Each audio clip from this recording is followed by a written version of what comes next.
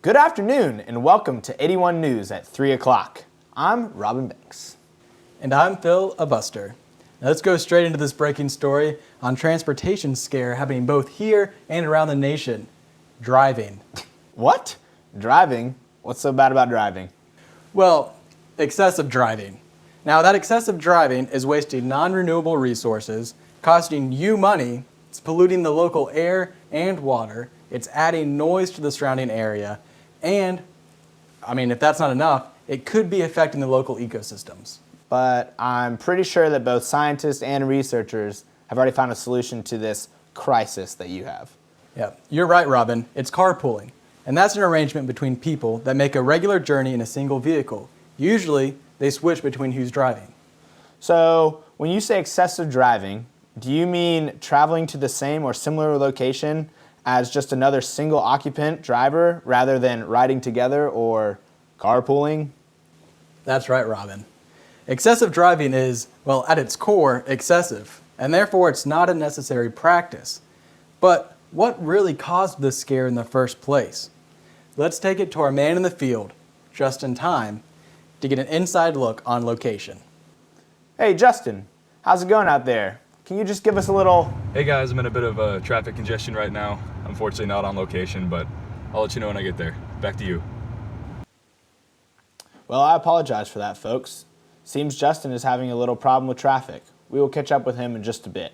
Now Phil, to answer your question, the cause of this scare is the demand for fast, efficient, and convenient transportation, which has adversely affected the environment we live in due to air pollution.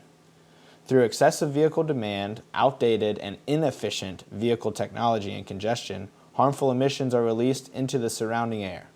These emissions of burnt fossil fuels can be detrimental to the local ecosystems, personal health, agriculture, and are influential in climate change. While air pollution stems from a variety of issues, the transportation sector clearly holds a substantial share on the responsibility.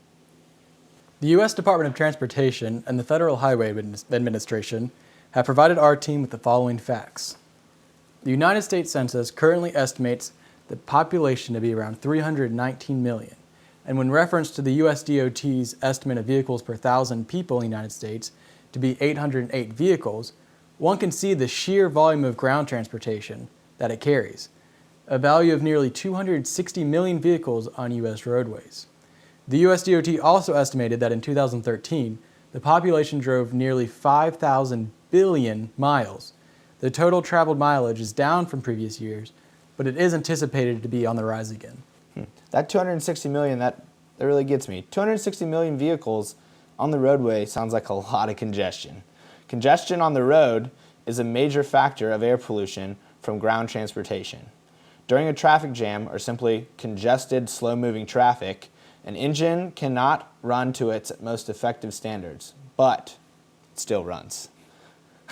This static traffic heats the surrounding area. The Texas Transportation Institute provided us with some data on a study they conducted on 101 urban areas from 1982 to a couple years ago in 2014. The analysis concluded that in 2014, the average city wasted 26.7 million gallons of fuel, with very large urban areas averaging 99.5 million gallons. The static waste of the fuel directly impacts the pollution in those areas. Wow, man. Well, speaking of congestion, let's check back in with Justin out in the field. Guys, still not on location. Everybody out here is driving by themselves. Nobody's carpooling. I'll let you know when I get there. Back to you. It appears as if our field reporter has yet to make it to his destination. We'll give him just a little bit more time before we try to cut back to him. But let's get back to this transportation scare. Now, part of it arises from the lack of current technologies, mainly going to the internal combustion engine.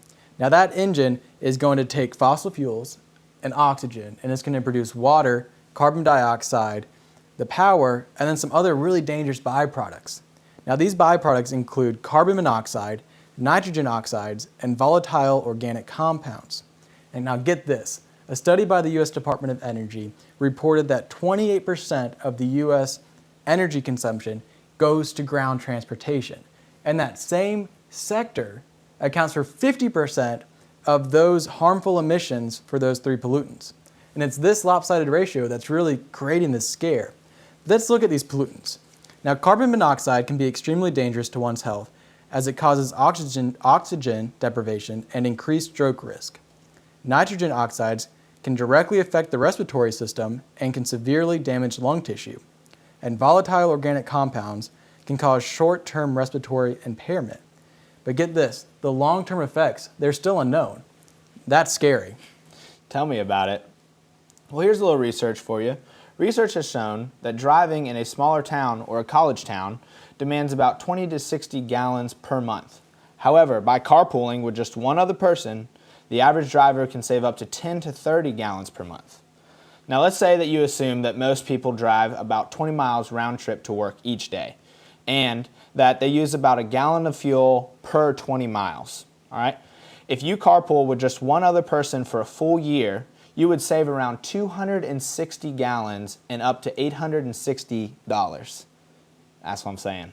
Obviously, these numbers are examples and they could go up or down based on distance, the fuel efficiency of your car, the cost of gas, or the number of riders that you have in your car. But this example makes it clear that carpooling offers huge potential savings each year. Wow, Robin, that's quite a lot. That's enough money to buy season tickets for the Clemson Tigers, or a whole lot more money to spend on your favorite libations at your favorite downtown restaurant. Now, it definitely appears that carpooling has a lot of benefits that can help with our current environmental problems. But it should be noted that carpooling is not an easy lifestyle change to make. Now, in our current society, we're used to getting in the car, traveling wherever we want, whenever we want to. But carpooling is going to make you have to slow down a little bit because you're going to have to plan with other occupants. You have to figure out your arrival and your departure times. And it's just going to, or it could potentially slow down your trip just a little bit. But get this, Robin, this is the worst part. Now, when you carpool, you have to decide as a group what to listen to on the radio.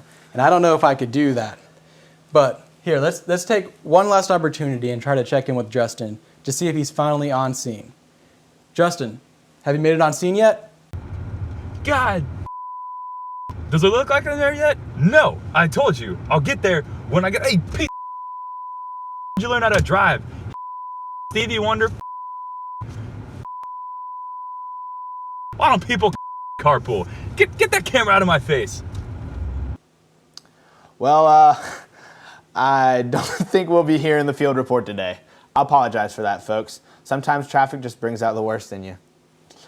Back to the carpooling. Yeah, it definitely seems that the benefits of the environment and your bank account outweigh what song you listen to on your way to work. Hopefully, with current research, individuals will realize the practical perks of carpooling, and the practice will become more accepted as a means of transportation soon enough. Just imagine how this could change Clemson, maybe even South Carolina, the United States, or the whole world. Wow, what a story. Now that's all the time we have this afternoon. Join us again next time for your 3 o'clock news. I'm Filibuster. And I'm Robin Banks. Good night.